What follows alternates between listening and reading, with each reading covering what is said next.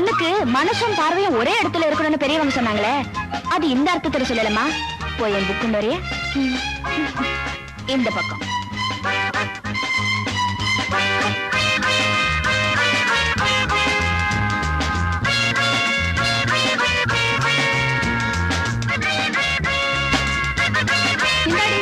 ஆமா, இப்படி எல்லாரையும் கவர்றாரு இவர் யாரு? இந்த ஊர் பெரிய பண்ணையாரோட ஒரே பிள்ளை. பிஎஸ்சி அக்ரிகல்ச்சர் படிச்சிருக்காரு. விவசாய மேல் படிப்புக்காக ஜப்பானுக்கு போனவரை அங்க குங்கு கரத்தெல்லாம் கத்துட்டு வந்திருக்காரு. கொஞ்சம் விட்டா ஜாதகத்தையே சொல்லிடுவே போல இருக்கு. இல்லடி,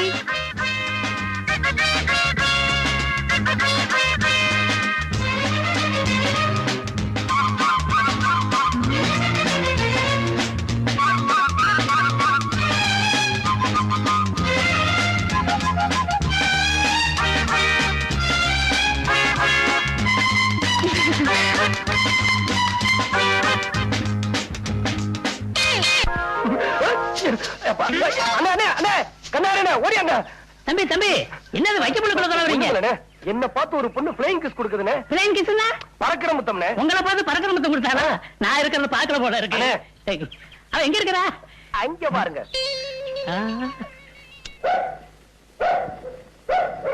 எங்க தம்பி நாய் தான் குலைக்குது, ஒரு தெரியுமா காணோம்? ஐயோ, கண்ணாடி போடுறதுக்குள்ளயும் ஆளே போயிட்டா. சரி, அதை விடுங்க தம்பி. அடுத்தாப்புல அந்த பொண்ணை காமிங்க, நடக்கிற கதையை பாருங்க. தம்பி, இப்ப புதுசா ஒரு கதை உருவாயிருக்குது, கவனிங்க. புது கதையா? ஆமா. யார் எழுதுற? உங்க மாமா. மாமாவா? வேற யாரு? தம்பி, நீங்க பொறுப்பு இல்லாம இங்க விளையாண்டுட்டு இருக்கிறீங்களா? அதனால உங்களை பட்டணத்துக்கு அனுப்பணும்னு உங்க அப்பா காதல உங்க மாமா ஓதிக்கிட்டே இருக்கிறார். இந்த விஷயத்த உங்க அம்மா உங்க காதல போட சொன்னாங்க. மாமா, இப்படி ஒரு புள்ளைய வளர்த்ததுக்கு பதிலா 4 தென்னை மரத்தை வளர்த்திருக்கலாம். என்னடா சொல்ற? நீங்க கஷ்டப்பட்டு சேர்த்த சொத்தை எல்லாம் அழிச்சிருவான்னு ஊர்ல பேசிக்கிறாங்க. அப்படியா? ஆமா. அவனுக்கு பொறுப்பு வரணும்னா அவன் வர்ற சித்திரா பௌர்ணமி வரைக்குமாவது பட்டணத்துல பெரியவர் வீட்டுல தங்க வைக்கணும். இங்க இருந்தா எங்க அக்கா அவனுக்கு செல்லம் கொடுத்தே கெடுத்துருவாங்க. அவன் உருப்பிட மாட்டான். டேய், அங்க பாரு, நம்ம மணிமாற மாதிரி இல்ல?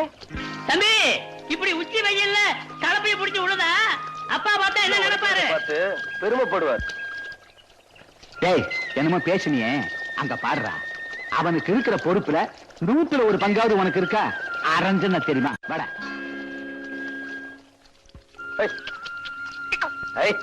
மணிமாரா, என்னடா இதெல்லாம்?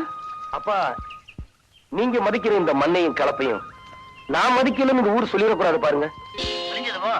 அதுக்காக பெரிய பண்ணையுடைய ஒரே புள்ள வேவாத வெயில் இப்படி வேலை செஞ்சு கருத்து போயிட்டா அப்புறம் கேவலம் இல்லையா?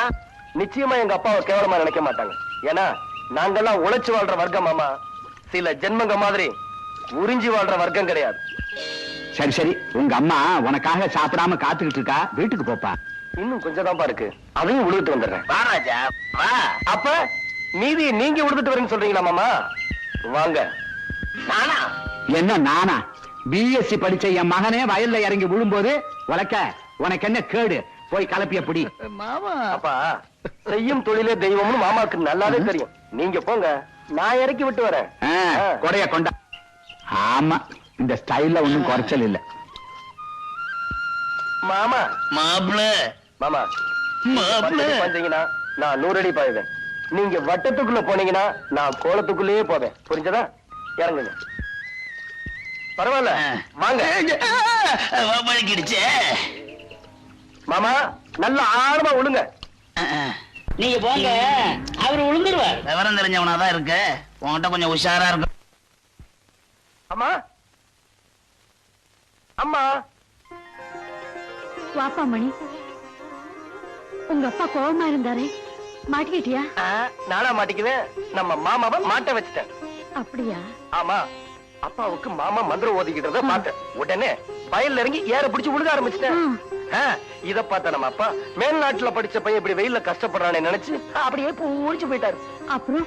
அப்புறம் என்னமா, நான் உங்க பிள்ளையாச்சே, வரப்பு மேல இருந்த மாமனை வயக்காட்டுல இறக்கி விட்டுட்டேன். எப்படியா சாமர்த்தியம்? ரொம்ப சந்தோஷப்பா. அம்மா, ஏமா கலங்குறீங்க? ஒண்ணுமில்லப்பா, இத்தனை நாளா படிப்பு படிப்புன்னு சொல்லி உன்னை என்கிட்ட இருந்து பிரிச்சு வச்சுட்டாங்க. இனிமேலும் உன் மாமா எல்லாத்தையும் பொல்லாத்தையும் சொல்லி உன்னை என்கிட்ட இருந்து பிரிச்சு வச்சுட்டான். என்னால தாங்க முடியாதப்பா. பயப்படாதீங்கம்மா. ஒரு பயலாலையும் உங்க மகனை உங்ககிட்ட இருந்து பிரிக்க முடியாது. பயப்படாதீங்க.